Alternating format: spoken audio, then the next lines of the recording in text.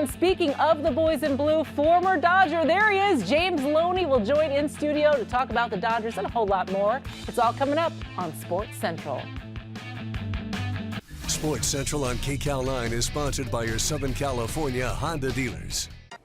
All right, such an interesting thing there to have a hitting guru like that. We're going to welcome in former Dodgers first baseman James Loney to our studio. First of all, thank you so much for joining us here tonight and taking time out of your schedule to be here.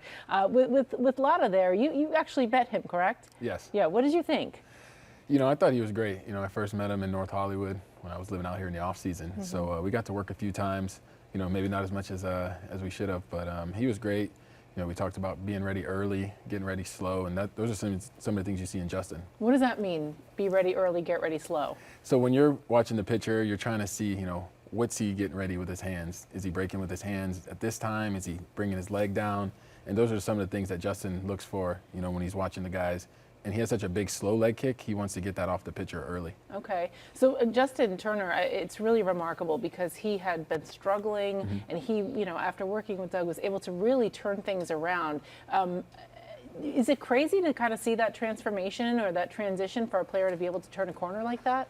Not necessarily, especially not in baseball. You know, you see a lot of older guys kind of in their low 30s, mid 30s sometimes figure it out. And you saw it with J.D. Martinez with the Red Sox. And I think Justin, you watch him up there, you can see how calm he is. He has such a great mental approach, too. You can tell, you know, maybe he's looking for a fastball up and in, maybe he's looking for a sinker down and away. Just being ready for the situation, stuff like that. But guys are so, you know, they have habits, right? Especially baseball players. So is it, superstitions, superstitions and things like that. So I guess it's impressive to me as an outsider to see that Justin could make adjustments at that point in his career to be able to extend, you know, his longevity. Yeah, I think in baseball, especially as a hitter, you fail so much, you know, even when you're doing good. Even if you hit 300, you know, you're still failing a lot. So you're always trying to get better. You're always trying to figure it out. And that's what the pitchers are always trying to do to you too. So it's this cat and mouse game, this chess game of trying to figure out, you know, what's he going to throw me in this situation, and being ready for him. And that's where he's at now. Well, one guy who seems to have figured it out this year is Cody Bellinger. Young player who's just been so consistent this year. What have you seen from him?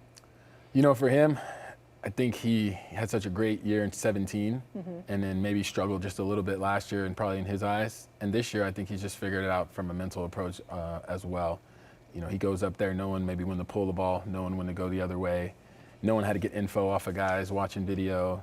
You know, I always tell guys, talk to your hitting coach, talk to your teammates, know how the guys pitched you, talk to your mother-in-law. I don't care. If they have info, you know, you better get it and use it to your advantage.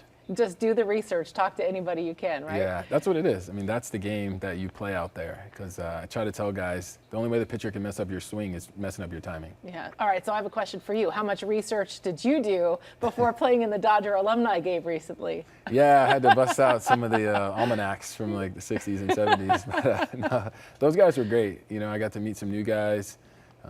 That was your first game, your first alumni game. So yeah, I didn't know what to expect. I didn't know what size pants they were going to give me. You know, it was did the pants fit okay? Yeah, it was pretty good. They hooked me up pretty good. And I went into Kenley's in the locker room and got some cleats from him. Oh, nice. So I was like, hey, I got to look fresh out here. So it was fun. It was a good time. Was it fun to see guys like Kenley? Yeah, that's great. You know, he was my teammate and my roommate, you know, the first year. Oh, okay. I think it was 2009. And so I kind of let him stay with me in Burbank, and we just, you know, had a good time there and tried to break him into the big leagues. What kind of roommate was Kenley?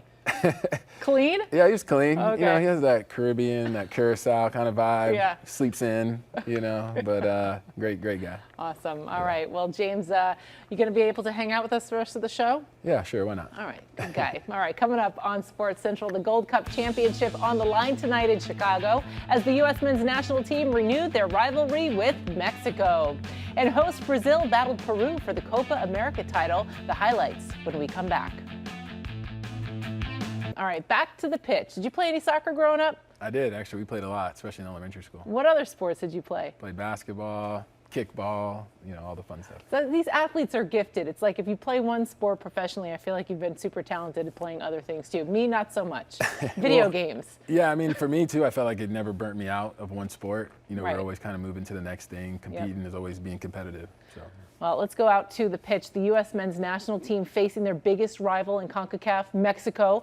Tonight in Chicago, it was the final of the Gold Cup. And the U.S. men have lost 4 Gold Cup finals in the previous 5 meetings against Mexico.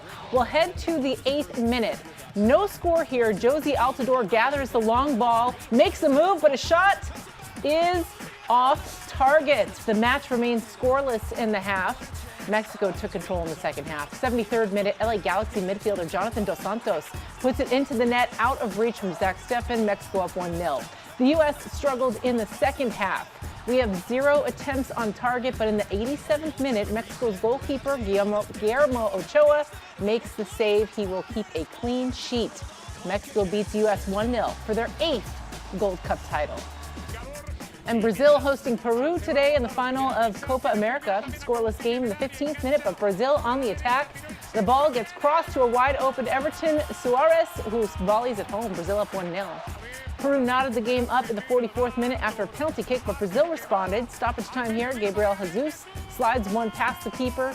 That made it 2-1 at half. Now playing with 10 men after Jesus got a red card in the 70th minute. Everton draws a foul in the box that would be confirmed by VAR, setting up a penalty kick. Richarlison steps up for his country, buries the PK. Brazil wins Copa America over Peru by a score of 3-1. Little golf now. Thrilling final round of the 3M Open that came down to the last putt. Bryson DeChambeau on 18 was one back of the leaders. The 5-time winner looking to take the lead on the par 5. His second clears the water, lands 6 feet from the hole, setting up an eagle opportunity for the lead. Now the eagle putt to get to 20 under. DeChambeau, with all pressure, sinks the putt for the lead at 20 under. Can you do that, James? That's not in my game yet, but I'm working on it. I just chase the balls for right now. Yeah, me too. Here's Morikawa and Wolf. They each had a chance to take the lead.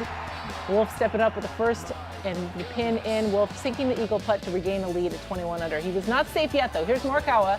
His eagle putt to force a playoff with Wolf. Looks good going down, but just misses on the low side. Morikawa finishes 20 under. Matthew Wolf survives to win his first time at the age of 20 at 21 under. 20 years old. What were you doing at 20? When did you break into the bigs? 21. 21. Yeah, so I was, we had just gotten to Vegas for AAA, because Yeah. that's where we used to play. Yep. And I got called up right before the season started. So, but yeah, I can see where he's at, you know, it's being that young in that position. There's a lot of things going on, a lot of people texting and calling you. It's sure, and just being that young, you really have to be poised and mature to kind of handle that moment. Yeah, for sure. I mean, I'm sure he's been dreaming that, you know, Oh, his yeah. whole life. When you're 20 years old, I mean, he can't have a celebratory drink yet, but, you know, I'm sure he'll have a good time tonight. Yeah, he said he's having a virgin pina colada, so enjoy that. It actually sounds pretty good. Final time out here on Sports Central. We still have to get to our final ticks. It was quite the celebration in the U.S. women's locker room. I think they had a couple alcoholic beverages after that win over the Netherlands. We'll have that for you next on Sports Central. Led by Alex Morgan, the U.S. women's team celebrated their World Cup title with a celebration in the locker room. Look at her dance moves. Her teammate Megan Rapinoe equally excited. They were showered with confetti and champagne. Oh, James, that's a good time. You've been a part of those locker room celebrations, huh? Yeah, it's been great. You know, you battle all season with your teammates to be able to do that, and you get to find out who the worst dancer is, too. So, All right. That's going to do it for us here this evening. James Loney, everybody. Thank you for being with us.